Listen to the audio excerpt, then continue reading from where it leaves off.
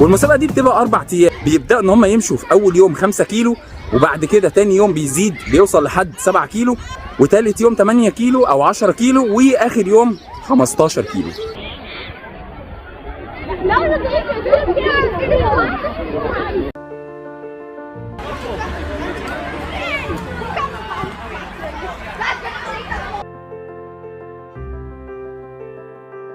كل الناس اللي انتوا شايفينها دي لحد يمكن اخر الشارع واقفين صفين عشان يستقبلوا الناس اللي بتمشي، يوزعوا عليهم هدايا، يشجعوهم، يحمسوهم. فعلا بجد روح حلوه جدا جدا ان هم كلهم بيشجعوا بعض على الرياضه.